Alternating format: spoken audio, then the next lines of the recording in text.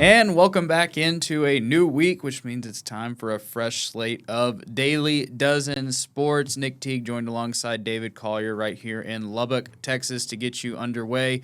Of course, Big 12 Media Days wrapped up last week. David was there, got all the nice insights there, as well as our WBOY crew and a few special guests that stopped by as well. And we're going to talk a little bit about the aftermath of Big 12 Media Days, just as we continue to get closer to football season. And then KSNT's Kole Emplit joins from Topeka to give his reaction to the Wildcats and Jayhawks showing. And then to wrap things up, the MLB Draft took place over the weekend, and there were quite a few MLB teams that picked up players from the Big 12 to try to load out their rosters. But, of course, to start things off, David, as I said, Media Days wrapped up, but to me, one of the most intriguing pieces to come out of it, at least from a talking point standpoint, it really doesn't mean anything, is On3 came out and announced that they had pulled the coaches from around the Big 12, and maybe somewhat of a surprise, maybe it's just because I'm in the Texas Tech bubble, it was actually BYU that was picked to win the conference this year. Yeah, I would like to see all of that, I guess, publicly released, Nick, right? Mm-hmm. I mean, it's a lot easier when you say, hey, we're just going to do an anonymous poll here if you want to give us who it is. And I think Iowa State had a vote there as the Big 12 champion, so we know that Jimmy Rogers clearly was asked and voted. Yes. You would assume anyway that he would pick his own team, because I don't think there was, hey, you can't pick your own team type deal. And that's, I didn't think much of it. I think it just tells you maybe the thoughts of some of the Big 12 coaches about Texas Tech, because I understand that Brendan Sorsby's not the quarterback there, but you have the preseason defensive player of the year, what a lot of people regard as the best running back room, I would think easily the best defense in the Big 12 conference. You're missing the quarterback piece. So that is a question mark going into the season. But I think if you have Will Hammond for 10 games, we'll say, even though Joey McGuire said he could play game one, if you have him for 10 games, and that includes the Houston game, and let's just say you were to lose the Houston game and run the table from there, you're probably playing either Houston or BYU in the Big 12 championship game. And I know Kalani Sitake certainly wants to get revenge, and third time is the charm against the Red Raiders after losing 2 last year. But what differences have been made other than Bear Bachmeier with a little more experience from one year to the next that makes us think that it will be anything different than a year ago, at least in my mind? And I totally agree with you there, David. When you mentioned Texas Tech has the best defense in the conference, BYU probably has the best offense, at least from quarterback perspective, or arguably after last season. But again, we've seen this same story before, where it's the BYU offense with their freshman quarterback, now a sophomore, and Bear Bachmeier going up against this Texas Tech defense. And granted, I understand they lost 9 NFL draft picks, but you mentioned preseason defensive player in the year in A.J. Holmes. They have Austin Romaine, who's a linebacker who can refresh that. They have Ben Roberts, who's there, that won the Big 12 championship MVP. And so I think, like I was saying, I don't think it's so much intriguing for the fact that it really means anything. It's just so much of the, and I don't want to get into the drama between the conference and the league, but it really just seems like kind of a, we don't want to pick Texas Tech as kind of a thing, which is totally understandable. I mean, when you're going through the whole fiasco in the conference, but yeah, when they're releasing it and you have people picking your own team, and it seems like less of a serious thing and more like, yeah, we're going to pick BYU because, more so for that regard of, we kind of like BYU maybe a little bit more than Texas Tech, but it just kind of stuck out to me, and it has been kind of a talking point of, well, they didn't pick Texas Tech because there's something going wrong. And again, I don't think it's purely, we're going to get Texas Tech. It doesn't matter. Who's going to look back in December and be like, oh my gosh, they picked BYU. Now, if we start seeing maybe the national media poll roll out and they're not going with Texas Tech, but again, last year, how many people were going with the Red Raiders? I mean, there was definitely backing there, but I don't think a lot of people expected them to just completely roll through the conference with the question mark at Baron Morton. And how is this defense actually going to work with the transfer portal? Can you, I hate to use the word because it's been levied on Texas Tech, but can you buy these pieces to put together? So it really does seem like kind of almost a repeat of last year. And so again, David, I feel like it's deja vu, where is Texas Tech being understated maybe a little bit? As part of that their own doing? Maybe a little bit.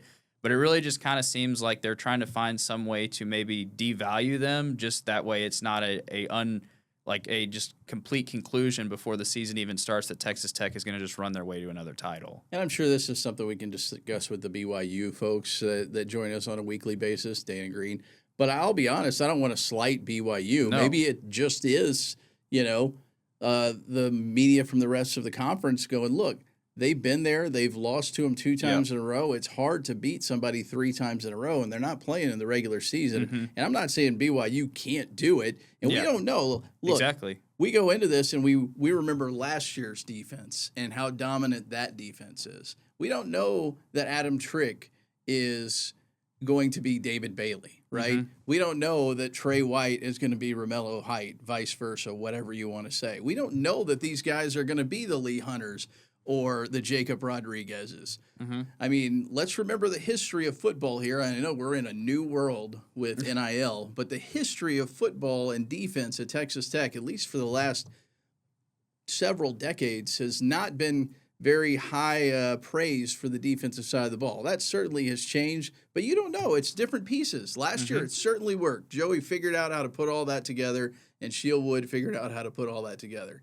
But it's a new year, and maybe, look, you have friends in the league. Joey McGuire said, I saw in an interview from Media Day, they asked him if there was one coach that you would call and they would answer and help you out. It's Kalani Sitake. Joey McGuire said that. Maybe he's like that for everybody else, and the rest of the coaches just want to see Kalani get a Big 12 title, and there's certainly nothing wrong with that. No, and I agree with you there, Dave. We don't know, and so it was just an interesting thing to see because it seemed like a lot of the conversation was around Texas Tech, but again, BYU is knocking around right there, and we don't know. We really don't. Again, we said Bear Bachmeier has 1 year of experience. Well, maybe that 1 year of experience where you're getting absolutely obliterated by one of the best defenses in the country has made you learn how to work around it. And if this defense regresses, maybe he finds a way to be dynamic with his legs. Maybe he finds a way to actually find his receivers downfield when he's being pressured by the pass rush because it may be a little bit less intense. So, yeah, I think there is definitely room to see, and I think it just adds a little bit of intrigue. And maybe, of course, Joey McGuire may use it as billboard material, like they're doubting us again. And so it just seems like a very interesting piece to the whole dynamic puzzle that was Media Days, where it was like you have the Texas Tech football that everyone likes and maybe the reputation that no one really likes. And so it was just a whole big kind of mess there. But again, I saw that poll kind of passed around a lot, and that's where I was like you, David. I have the conflicting feelings where BYU is good. Do I think BYU can win the Big 12? Yes. Yeah. But it's just a little bit of a thing where it's like the question is, are the other coaches feeling that way, or are they just feeling like, again, like you said, like we like Kalani Sitake, we want to just pick him because it's not a serious poll. And again, I think to sum that all up, it's not a serious poll. We're going to get the AP Top 25 and the actual coaches poll coming soon, and then we can dissect where the Red Raiders end up and maybe – if it's lower, is this warranted? Is there something we're not seeing? But again, it's just a whole bunch of storylines until we get to actual football, which is the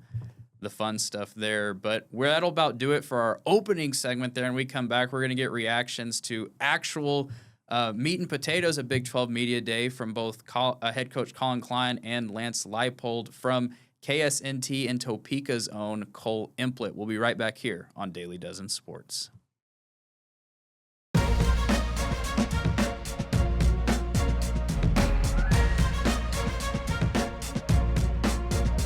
Back on Daily Dozen Sports on this July 13th of 2026, recapping the Big 12 Media Days, which took place last week in Frisco. David Collier, Nick Teague in the Lubbock studios here, joined now by KSNT's Kole Emplit.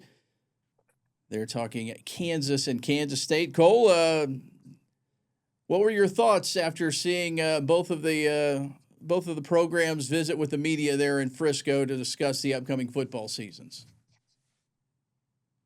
Thanks, guys, for having me back. Yep.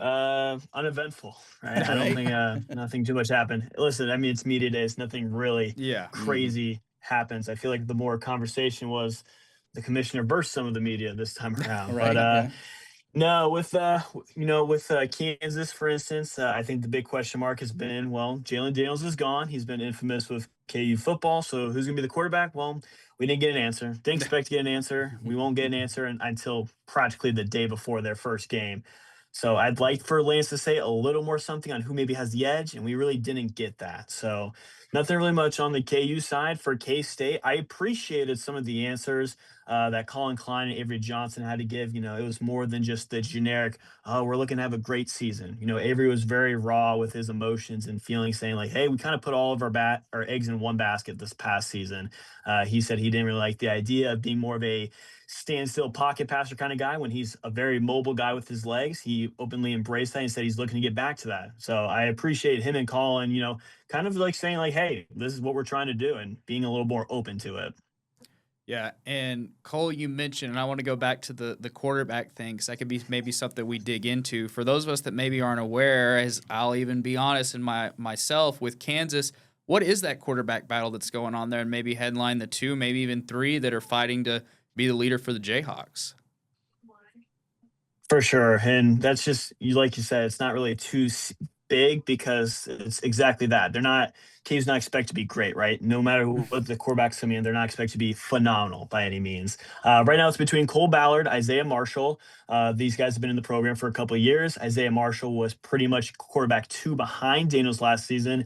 He would sometimes get some reps as more of an option kind of quarterback.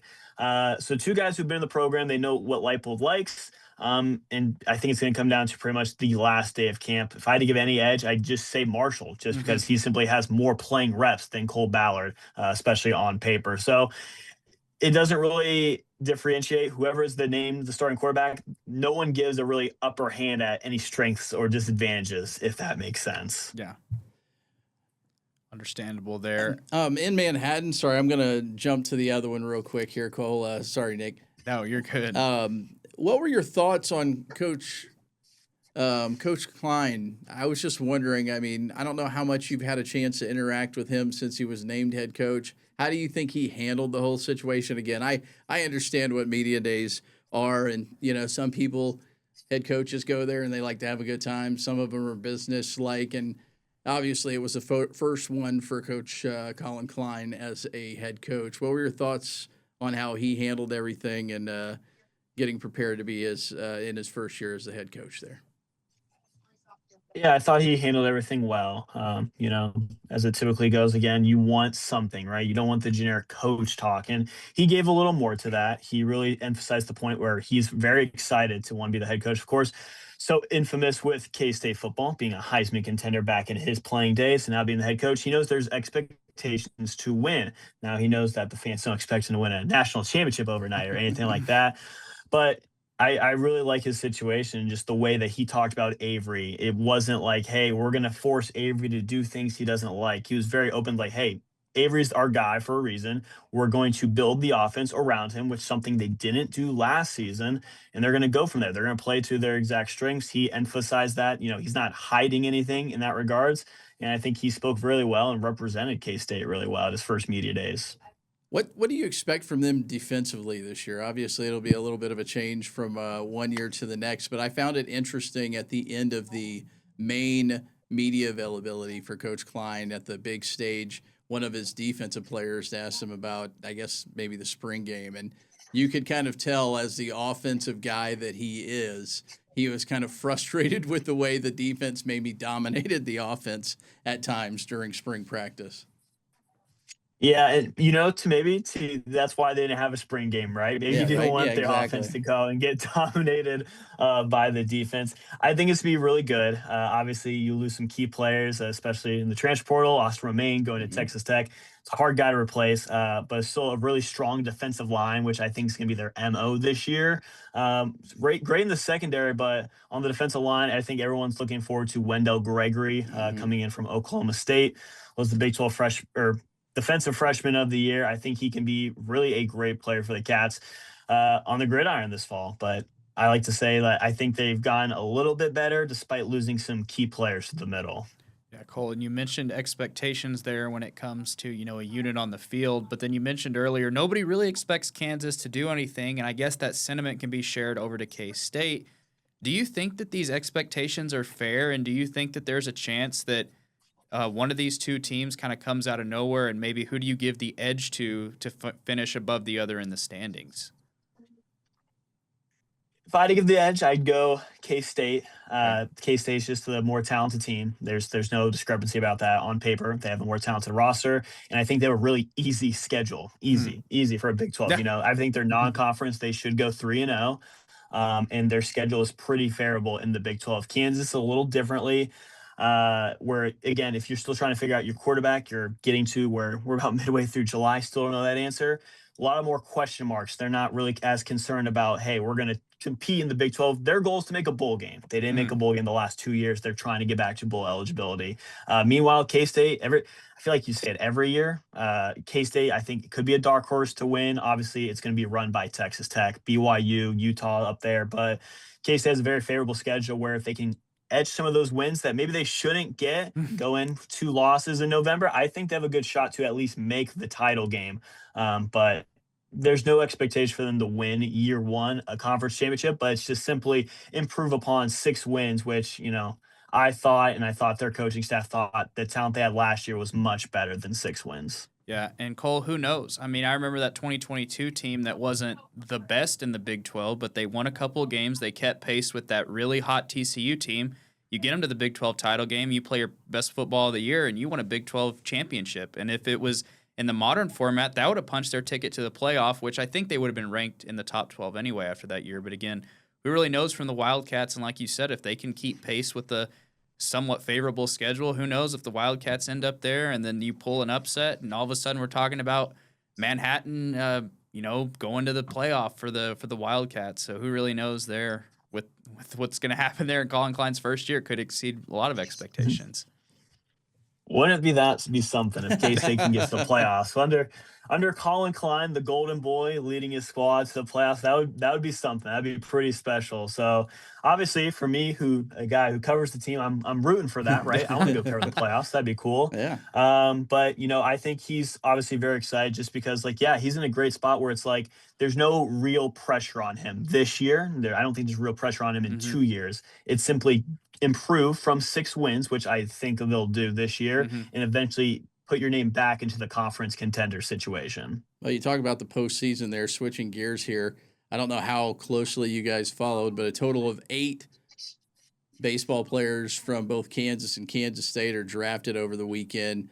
Obviously, with the success that certainly the Jayhawks had this year, you guys can't be too surprised with some of those numbers.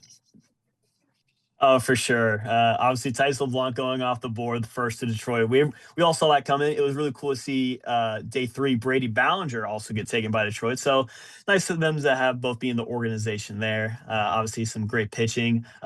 Cool story with Mathis Nayrol. He is from France, so he's looking to become the first ever player. If he were to get called up to the big leagues, he'd be the first player born and raised in France to make the majors, which obviously rooting for him, that'd be spectacular. Yeah. Meanwhile, for K-State, obviously D. Kennedy was going to be the headliner.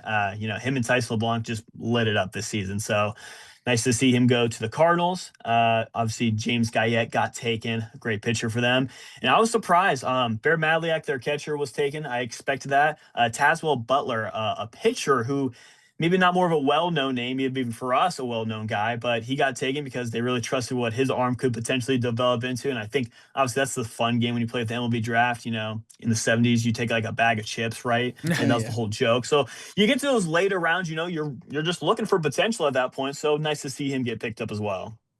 Yeah, Cole, and we had quite a few names taken off the board here in Lubbock, and again, draft's a little bit different. Obviously, you can have a team that's maybe not as successful on the field that gets a lot of picks taken. And so personally, I was a little bit surprised that K-State got 4, but very glad there for the Wildcats that they could at least share that edge there with their in-state rival in Kansas, who had a much better season than they did.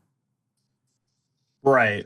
Something to look forward to. Like, hey, obviously, like you said, maybe that went the best is what we thought it could be, but we got some talent out there and going to the MLB organizations to try to hopefully get a shot. All right, Cole, we appreciate it, man. Thanks so much for your weekly visit here on Daily Dozen Sports. We'll check it back in with you next week, and we'll check back in with you, the viewer/listener, after the break. We talk Texas Tech and Major League Baseball draft here on Daily Dozen Sports.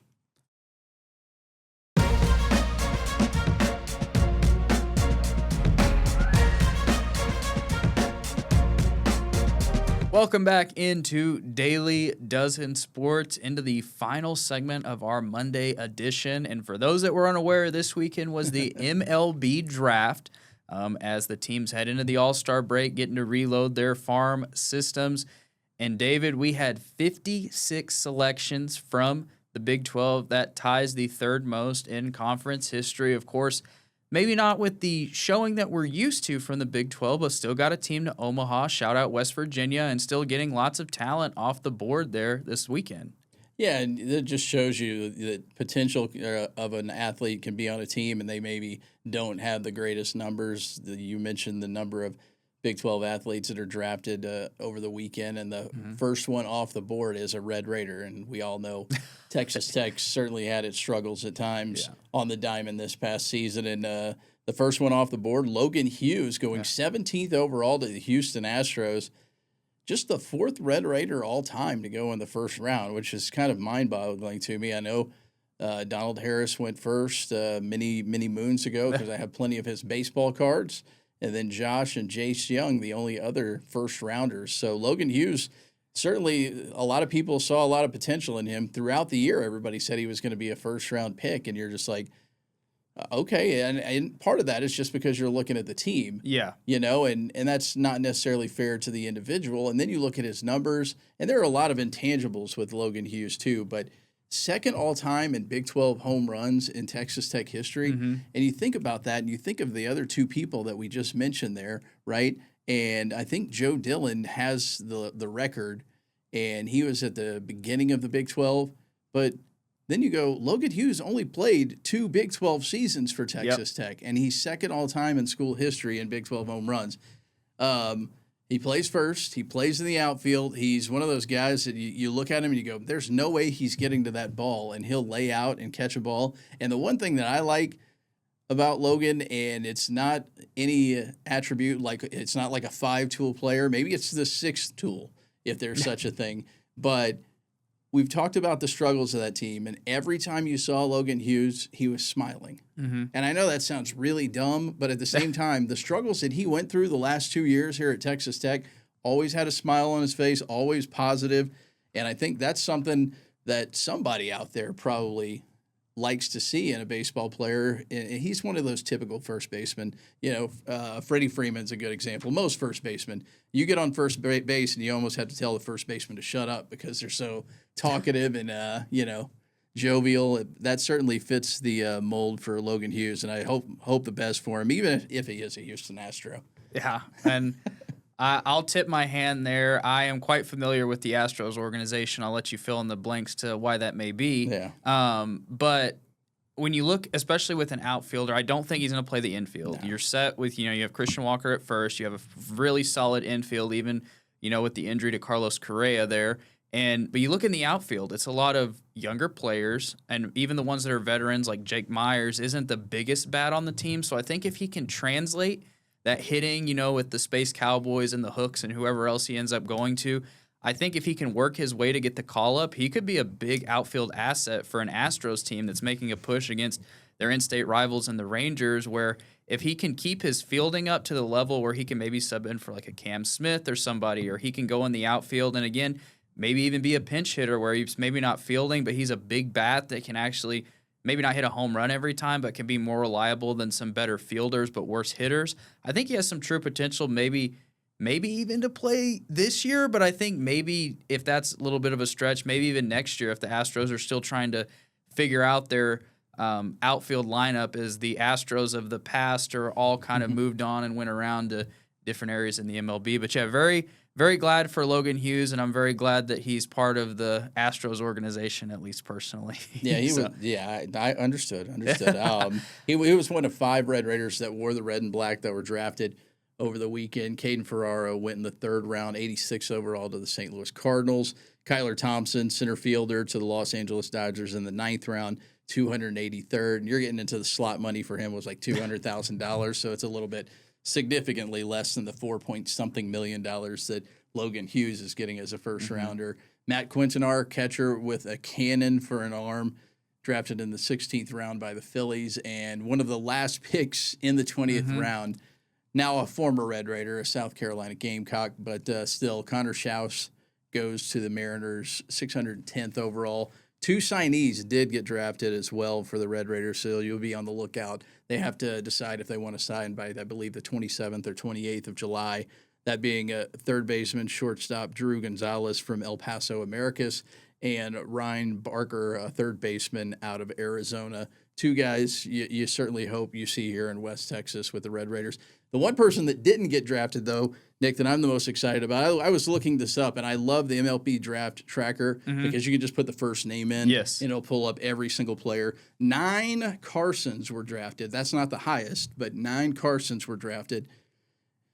Fortunately for Red Raider fans, Carson Bailey was not drafted. He's from McLennan Junior College or McLennan Community College, whatever you say, in the Waco area. Started his career at Baylor. He has committed to Texas Tech, a big lefty that probably is going to be a significant part of your pitching staff a year from now. Clearly, he has been lured here with enough money to say no thanks to Major League Baseball because he was the 70th ranked prospect in the draft. So, and that's pretty good money if you're in the top 70 and nobody touched him. So clearly he said, hey, I'm going to school for at least another year. Great news for Tim Tadlock and the coaching staff there for the Red Raiders. Yeah. And so that's a look around, kind of what went on in the conference. Of course, we're Texas Tech focused. Yeah. But what do you expect with Lubbock? And again, five Red Raiders taken off the board, or a former Red Raider. We'll count Connor Schaus. He suited up for Texas Tech last season. And so, again, for a program that had its ups and downs, there's still talent throughout the roster. And as you mentioned there, with the new addition there, maybe the Red Raiders can compete again, but that'll be a ways from now on Daily Dozen Sports, and that'll about do it for our show today. West Virginia will bring you all the latest tomorrow as we continue the march towards the new athletic calendar. For David Collier, for Kole Emplit, I'm Nick Teague. Thanks so much for watching. We'll see you next time.